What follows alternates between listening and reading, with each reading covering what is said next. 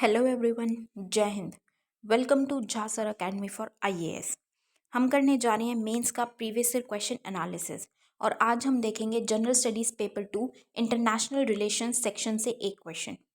मैं उम्मीद करती हूँ गाइस आप लोगों ने इस क्वेश्चन को अटेम्प्ट किया होगा और एक बहुत अच्छा आंसर फ्रेम भी किया होगा। तो गाइज इस क्वेश्चन में हम इंडिया और यूएसए के कुछ टाइज की बारे में बात करने वाले हैं। इंडिया की पोजीशन यूएसए क्यों इतना अच्छी या स्ट्रांग नहीं समझता है ग्लोबल व्यू पे। तो बहुत ही ज़्यादा इंपॉर्टेंट सेशन होने वाला है गाइज। बहुत ही आपको अच्छे पॉइंट्स इंडिया के कनेक्शन से भी मिलने वाले। तो ऐसा नहीं है जो इंडिया और यूएसए का ही क्वेश्चन है, इससे आपको वेरियस क्वेश्चंस में या वेरियस कंट्रीज से रिलेशंस का पता चलेगा और वेरियस टॉपिक्स में आप इनको यूज़ कर सकते हैं। तो इन पॉइंट्स को ज़रूर अपने पास क्लब करके रखेगा guys. It will help you a lot in the near future, क्योंकि बहुत सारे ही क्वेश्चंस में आप इनको यूज़ कर पाएंगे, राइट। सो सेशन को शुरू करने से पहले गाइज, जिन भी स्टूडेंट्स ने हमारा टेलीग्राम चैनल ज्वाइन नहीं किया है वो तुरंत डिस्क्रिप्शन बॉक्स में जाइए, वहाँ पे आपको लिंक प्रोवाइडेड होगा। उस लिंक के थ्रू आप टेलीग्राम चैनल को ज्वाइन कर सकते हैं और उसका बेनिफिट आपको ये होगा कि हम आपको हमारी सारी की सारी पीडीएफ्स का एक्सेस मिल जाएगा, जो आप लोगों के लिए फ्री ऑफ कॉस्ट अपलोड कर दी जाती हैं हमारे टेलीग्राम चैनल पे। फॉर एग्जांपल हमारे करंट अफेयर्स की पीडीएफ्स हैं, या फिर ये जो हम मेंस का प्रीवियस ईयर क्वेश्चन एनालिसिस कर रहे हैं इसकी पीडीएफ्स है। और उसी के साथ साथ जो भी वीडियो लेक्चर्स आप लोगों के लिए अपलोड किए जाते हैं उसके भी आपको डायरेक्ट लिंक वहाँ पे प्रोवाइड कर दी जाती है। और गाइज अगर आप सीरियसली प्रिपरेशन कर रहे हैं किसी भी एग्ज़ाम की, तो करंट अफेयर्स के लिए तो बेसिकली आपको बिल्कुल परेशान होने की ज़रूरत नहीं है, कुछ टेंशन लेनी नहीं है, ना ही अपना टाइम एनर्जी एफर्ट्स कहीं कुछ लगाना है। All you need to do is कि जो झा सर अकेडमी पे आपको रेगुलर बेसिस पे करंट अफेयर्स के लेक्चर्स प्रोवाइड किए जाते हैं, आपको बस रेगुलरली कंसिस्टेंट होके उनको फॉलो करना है। That is more than enough, क्योंकि हमारे करंट अफेयर से बाहर का आपके एग्ज़ाम में कुछ भी पूछा नहीं जाएगा। और गाइज हमारा एक जीएस का प्री प्लस मेंस बैच भी रन कर रहा है, बहुत इंपॉर्टेंट बैच है गाइज, ज़रूर ज्वाइन कीजिएगा। उसमें जीएस 1 2 3 4 की बिल्कुल ज़ीरो से तैयारी करवाई जा रही है। हम झा सर आपको खुद मेंटोर कर रहे हैं उस बैच में, और अगर आप बैच की डिटेल्स को प्रॉपर तरीके से फॉलो करेंगे और झा सर के द्वारा दी गई गाइडलाइंस को फॉलो करेंगे तो आपका एग्ज़ाम निकलने से कोई नहीं रोक सकता गाइज, आपका सिलेक्शन पक्का है। तो ज़रूर ज्वाइन कीजिएगा इस बैच को। और मेंस का भी आंसर राइटिंग बैच रन कर रहा है हमारा, आप इस बैच को भी ज़रूर ज्वाइन कीजिए। इसमें 500 प्लस क्वेश्चंस की आपको प्रैक्टिस कराई जा रही है। हमारी एक्सपर्ट फैकल्टी हैं, वो आपके क्वेश्चंस को चेक करते हैं, मिस्टेक्स बताते हैं और इम्प्रूव करने में हेल्प करते हैं। और उसी के साथ साथ आपको हर एक क्वेश्चन के रिगार्डिंग एक सैम्पल आंसर भी दिया जाता है और वीडियो सोल्यूशन भी प्रोवाइड किया जाता है with proper explanation. So guys अगर आप सिविल सर्विसेज की सीरियसली प्रिपरेशन कर रहे हैं तो आप इन बैचेस को ज़रूर ज्वाइन कीजिएगा। ज्वाइन करने के लिए आप नीचे दिए गए नंबर 9713282883 पे व्हाट्सएप के थ्रू आप कोर्सेज़ की डिटेल्स ले सकते हैं और कोर्सेज़ को ज्वाइन कर सकते हैं। तो चलिए गाइज अपना आज का सेशन स्टार्ट करते हैं। हमारा क्वेश्चन है, what introduces friction into the ties between India and the US is that Washington is still unable to find for India a position in its global strategy which would satisfy India's national self esteem and ambitions. Explain with suitable examples. Bharat और संयुक्त राज्य America के बीच संबंधों में घर्षण का परिचय यह है कि वाशिंगटन अभी भी भारत को अपनी वैश्विक रणनीति में एक स्थान खोजने में असमर्थ है जो भारत के राष्ट्रीय स्वाभिमान और महत्वाकांक्षाओं को पूरा करेगा। उपयुक्त उदाहरण देकर स्पष्ट कीजिए। सो गाइज इस क्वेश्चन में बेसिकली क्या बोला गया है कि इंडिया और यूएसए के जब हम टाइज देखते हैं तो फिर भी हमें थोड़ा सा फ्रिक्शन देखने को मिलता है। अब ये जो क्वेश्चन है गाइज ये 2019 का है, क्योंकि क्वेश्चन तो आज के टाइम पे हमें फिर भी इंडिया और यूएसए के बहुत ही ज़्यादा रिलेशन स्ट्रॉन्ग देखने को मिल रहा है और यूएसए इंडिया को रिकॉग्नाइज करता है। बट इसमें क्या बोला गया है कि इंडिया की पोजीशन जो होनी चाहिए ग्लोबल लेवल पे, ग्लोबल स्ट्रैटेजी पे, तो वॉशिंगटन या यूएसए वहाँ पे इंडिया को फिर भी थोड़ा सा कंपैरेटिवली कम मानता है, मतलब इतना ज़्यादा फिट नहीं मानता।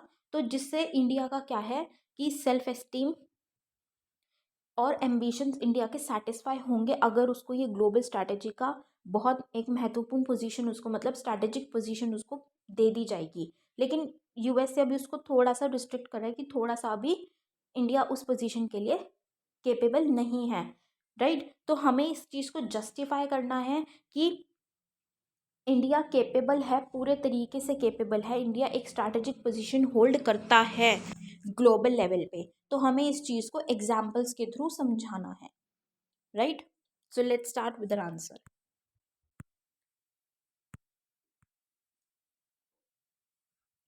In 2016, the US designated India as major defense partner, a status unique to India. 2016 में क्या हुआ था? यूएसए ने इंडिया को एक मेजर डिफेंस पार्टनर की डेजिग्नेशन दी थी कि इंडिया एक बहुत अच्छा डिफेंस पार्टनर है यूएसए का, जो कि एक बहुत ही महत्वपूर्ण स्टेटस और एक बहुत अनोखा स्टेटस इंडिया को मिला। इंडिया के लिए बहुत अनोखी बात है, बहुत अच्छी बात है। However, recently, the US foreign and economic policies have started to appear against India's self-esteem and ambitions. लेकिन हाल फिलहाल या कुछ टाइम में हमें क्या देखने को मिला कि यूएसए की जो फॉरेन या इकोनॉमिक पॉलिसीज़ हैं वो थोड़ा सा इस तरीके से उभर के आ रही हैं जिससे कि इंडिया के सेल्फ एस्टीम और एम्बिशंस पूरे नहीं हो पाएंगे। इंडिया के सेल्फ एस्टीम का मतलब वॉयलेशन होगा, ठीक है, उसके अगेंस्ट देखने को मिल रहे हैं। बेसिकली इंडिया के एम्बिशंस के अगेंस्ट देखने को मिल रहे हैं जो यूएसए की फॉरेन और इकोनॉमिक पॉलिसीज हैं। There are several issues that introduce friction into what US considers its global strategy and what India envisages as its self-esteem and ambitions. अब हमें फ्रिक्शन मतलब कि एक कहते हैं ना कि गर्मा गर्मी कहाँ देखने को मिल रही है कि यूएसए के लिए जो ज़रूरी है उसकी ग्लोबल स्ट्रैटेजी के रूप में वो इंडिया के लिए सही नहीं है, अगर इंडिया अपने एम्बिशन से अपनी सेल्फ एस्टीम की तरफ देखता है तो यहाँ पे क्या हो रहा है कि दोनों थोड़े से एक ऑपोजिट स्केल पे हैं कि यूएसए अपनी, वही बात है इंटरनेशनल रिलेशंस में क्या चीज़ होती है कि हर कोई अपने इंटरेस्ट के लिए सोचता है। There are no permanent enemies and no permanent friends, सब अपने इंटरेस्ट में सोचते हैं। तो यूएसए के इंटरेस्ट के हिसाब से जो यूएसए अपनी पॉलिसीज़ रख रहा है, स्ट्रैटेजीज रख रहा है, वो उसके हिसाब से, उसके इंटरेस्ट के हिसाब से अलग है और इंडिया के इंटरेस्ट के हिसाब से वो अलग है। तो यहाँ हमें एक थोड़ा सा फ्रिक्शन उन दोनों के बीच में देखने को मिलता है सेवरल इश्यूज पे, राइट। तो अब इसको हम किस तरीके से एक्सप्लेन कर सकते हैं कि इंडिया को कि ग्लोबल स्ट्रैटेजी पे इंडिया का भी स्टेक रखना ज़रूरी है ताकि इंडिया अपने जो उसके एम्बिशंस है वो फुलफ़िल कर पाए, और इंडिया इतना केपेबल है और इतना इम्पोर्टेंस रखता है आज के टाइम पे, तो हम उसको थोड़ा सा एक्सप्लेन करेंगे। सबसे पहले हम बात करेंगे वेस्ट एशिया में, पश्चिम एशियाई। The US West Asia policy is aligned in line with that of Israel and Saudi Arabia, which stands adversarial to that of Iran. अब हमें ये देखने को मिलता है कि यूएस और ईरान क्या है, दुश्मन है, ठीक है। यूएस ईरान को बिल्कुल भी पसंद नहीं करता, उनकी कॉन्फ्लिक्ट्स दुश्मनाई चलती रहती है। तो यूएसए ने जो अपनी पॉलिसी बनाई, वेस्ट एशिया पॉलिसी जो बनाई, वो यूएसए ने किस लाइन पे या क्या चीज़ देखते हुए बनाई, जो कि मतलब उसने अपने रिलेशंस को इजराइल और सऊदी अरेबिया के साथ अच्छे करते हुए बनाई, ठीक है, उनके साथ मिल के बनाई। क्योंकि वहाँ पे वो इसराइल को, सॉरी, ईरान को पसंद नहीं करता, तो वो ईरान के एडवर्ड्स में थी वो पॉलिसी। तो उसने किसके साथ मिलके बनाई, इजराइल और सऊदी अरेबिया, क्योंकि यूएस का इंटरेस्ट वहाँ पे था, ठीक है। जैसे हम देख रहे हैं पहले क्या था, अभी जो हमें इजराइल पैलेस्टीन का भी इशू देखने को मिल रहा है, बहुत टाइम से चल ही रहा है वो इशू अभी भी। तो यूएस से पहले पैलेस्टीन को सपोर्ट करता था, बट आज के टाइम पे यूएस से किसको सपोर्ट कर रहा है, इजराइल को सपोर्ट कर रहा है। तो that basically depends on interest. तो क्योंकि यूएसए को अब इसराइल में इंटरेस्ट अपना नज़र आ रहा है, ठीक है, अपना बेनिफिट दिख रहा है। तो यूएसए की जो वेस्ट एशिया पॉलिसी है वो किसकी लाइन पे किसको सपोर्ट करते हुए है, किसके साथ एक वो कोलैबोरेट करते हुए है, इसराइल और सऊदी अरेबिया के साथ। But for India a strong United and peaceful Iran holds significance not only for its oil imports but also for the Chabahar port and the international north-south transport corridor that will enable to have a reach to Central Asia and counter China's Belt and Road Initiative. अब क्या चीज़ है, USA ने तो क्या किया, किस line पे बनाया, इसराइल और सऊदी अरेबिया को सपोर्ट में लेते हुए, मतलब उनके साथ मिलके बनाया, और जो कि ईरान, मतलब ईरान को छोड़ दिया, ईरान के एडवर्स में। लेकिन इंडिया के इंटरेस्ट की जब हम बात कर रहे हैं, इंडिया के एम्बिशंस की बात करें, तो इंडिया के लिए ईरान बहुत ज़्यादा ज़रूरी है। इंडिया के लिए वो बहुत चीज़ों में ज़रूरी है कि एक तो ऑयल इम्पोर्ट वहाँ से किया जाता है, ऑयल इम्पोर्ट के लिए हमें ईरान की बहुत ज़्यादा ज़रूरत है। ठीक है। दूसरा, वहाँ पे हम छाबार पोर्ट बिल्डअप कर रहे हैं। छाबार पोर्ट किस लिए बिल्डअप कर रहे हैं?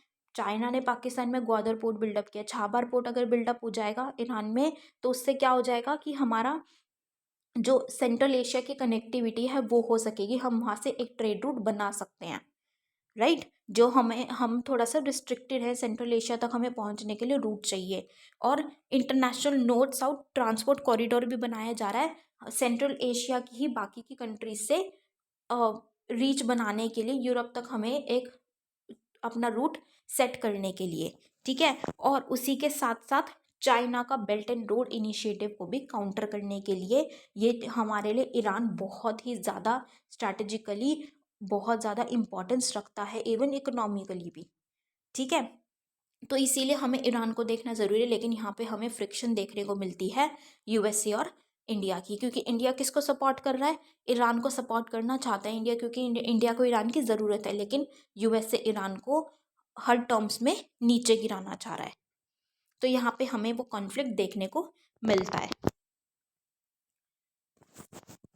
So, however, this stands opposed to the US policy of restricting Iran's influence on the in the region. अब ये जो यूएस की पॉलिसी थी उसमें उसके हिसाब से क्या चीज़ थी कि भाई ईरान का वहाँ पे इन्फ्लुएंस को कम से कम करना है उस रीजन में।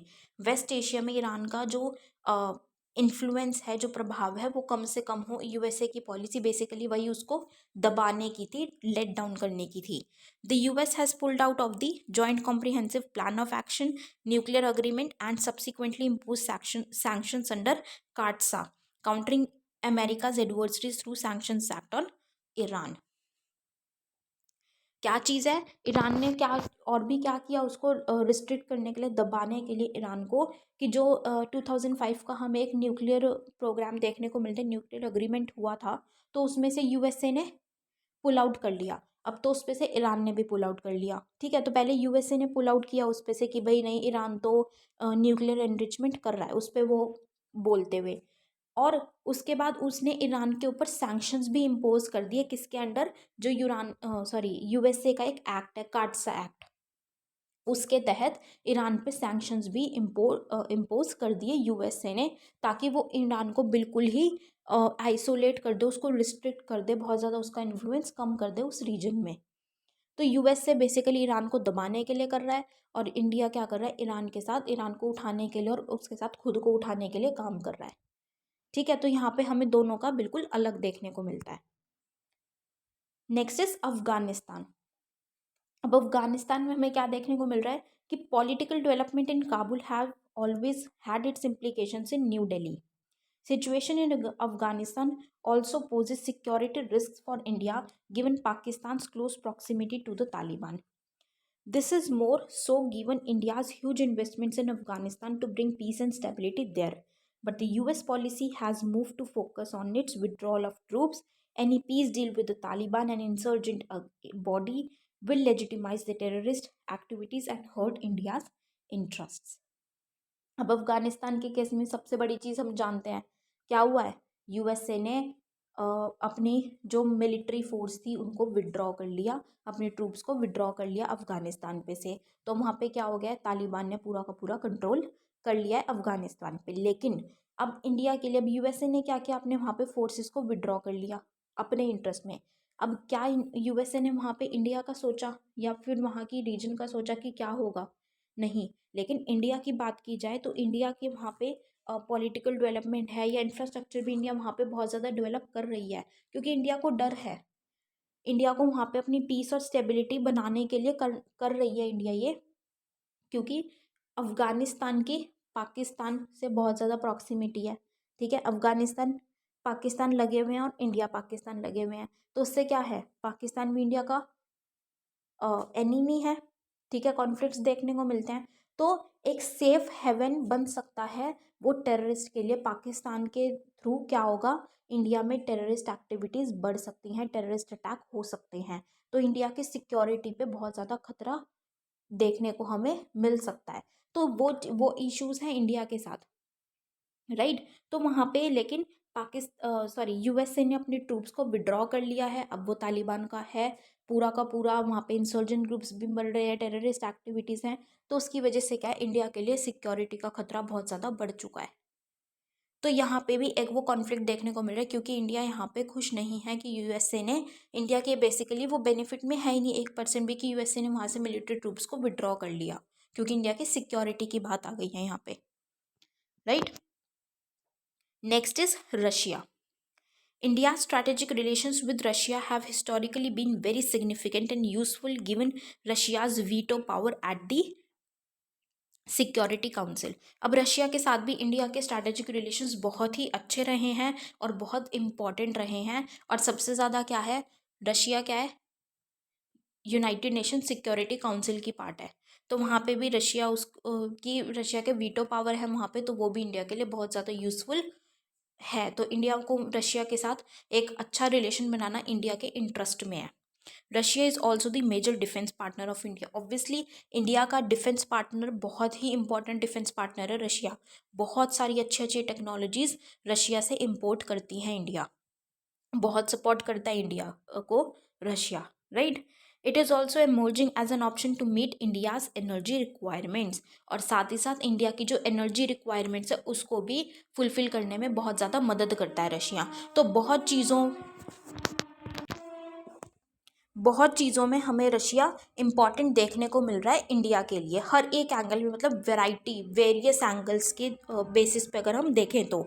But as bequeathed by the Cold War, the US considers Russia as its adversary and it has brought Russia under the CAATSA.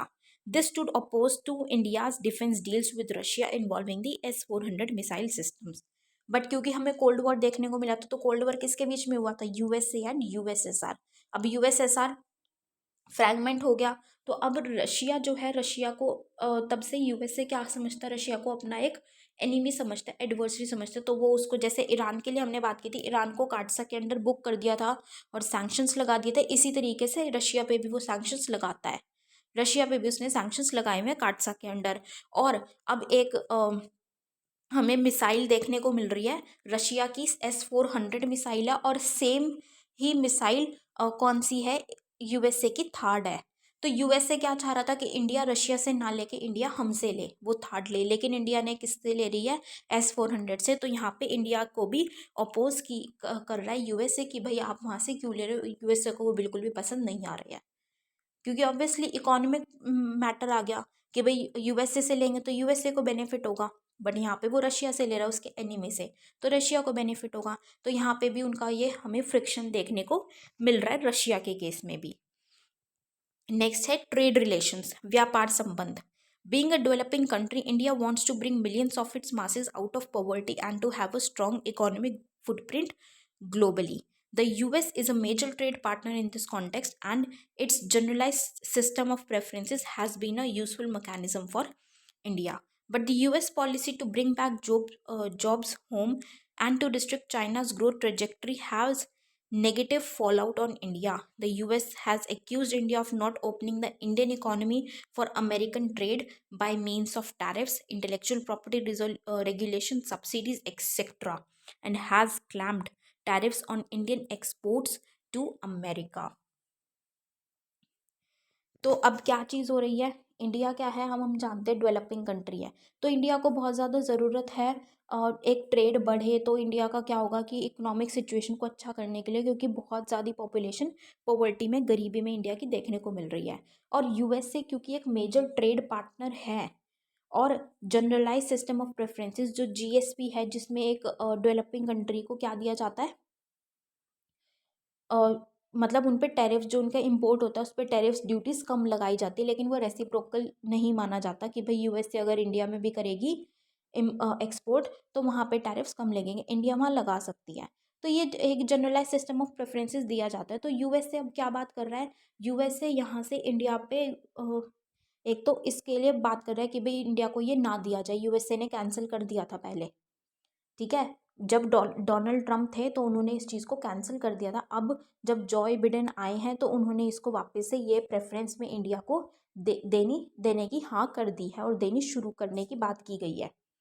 अब यूएसए ने दूसरा क्या किया कि इंडिया के मतलब उन्होंने जॉब्स कम कर दी कि भाई ना बाहर के लोगों के लिए, जैसे अभी उन्होंने रिस्ट्रिक्ट कर दी थी, तो उससे भी इंडिया को बहुत ज़्यादा दिक्कत देखने को मिली है। और यूएसए इंडिया पे बहुत ज़्यादा लगाया है, एक्यूजेशंस लगाई हैं कि इंडिया अपनी इकोनॉमी नहीं खोलती है, अमेरिकन ट्रेड के लिए नहीं ओपन अप कर रही है, ठीक है। और इंडिया के जो एक्सपोर्ट्स होंगे उस पर भी मतलब इंडिया से जो आएगा, इंडिया के एक्सपोर्ट्स होंगे, अमेरिका में जो भी चीज़ें आएंगी उस पर वो टैरिफ्स लगाएगा अब अमेरिका। तो इन सब चीज़ों से ट्रेड रिलेशंस में भी उनकी एक, हमें कहते हैं ना कि खटपट देखने को मिल रही है, वो फ्रिक्शन देखने को मिल रहा है, क्योंकि वहाँ पे दोनों का ही थोड़ा सा अलग अलग स्टेक पे चल रहा है। सो ये हमने क्या देखे, ये हमने वो ग्राउंड्स देखे, वो रीजंस देखे कि जहाँ जहाँ पे जिन जिन रीजंस की वजह से हमें इनका फ्रिक्शन देखने को मिल रहा है। So on the concluding note we can say moreover the USA's national defense strategy 2018 marked Russia and China as its central challenge, and for the US India is an ideal balancer against China, rising China। Obviously बात है, चाहे हम defence की बात करें या फिर अब हम जो ये इंडियन ओशन में इन्फ्लुएंस की बात हो रही है, तो यूएसए इंडिया को एक बैलेंस सर समझ रहा है कि इंडिया को यहाँ पे इन्वॉल्व करना बहुत ज़्यादा ज़रूरी है, ताकि वो, क्योंकि अब उसको उसका टारगेट क्या है, चाइना को काउंटर करना। तो चाइना को काउंटर करने के लिए इंडिया को अपने साथ ले रहा है, क्योंकि वो इंडिया को समझ रहा है कि वो बहुत ज़्यादा ज़रूरी है। In this context, India must convince the US with that a strong India is in concurrence with the US interest. Besides, India must follow strategic hedging, that is simultaneous engagements with major powers, because in international relations there are no permanent friends or permanent enemies, only permanent interests. तो वही चीज़ है कि जब USA India के साथ अब collaborate कर रहा है, चाहे वो चाइना को काउंटर करने के लिए ही क्यों ना कर रहा हो, वो कहते हैं ना कि जब लोहा गर्म हो तभी मार दो, कि जब वो बंदे को ज़रूरत है, वो बंदा तुम्हारे साथ कोलैबोरेट कर रहा है, तो उसी पे बात करके उसको कन्विंस करो, ताकि वो तुम्हारी हेल्प करे और तुम्हारे इंटरेस्ट को भी दर्जा दे, ठीक है, तुम्हारे इंटरेस्ट के लिए भी काम करे। और उसी के साथ साथ उसको साइमल्टेनियसली दूसरी जो मेजर पावर्स हैं उनके साथ भी अपनी एंगेजमेंट बढ़ानी है, क्योंकि वही जो हमने बात की कॉन्सेप्ट कि इंटरनेशनल रिलेशंस में ना ही कोई परमानेंट फ्रेंड्स होते हैं ना परमानेंट एनिमीज होते हैं, सिर्फ क्या होता है, परमानेंट इंटरेस्ट।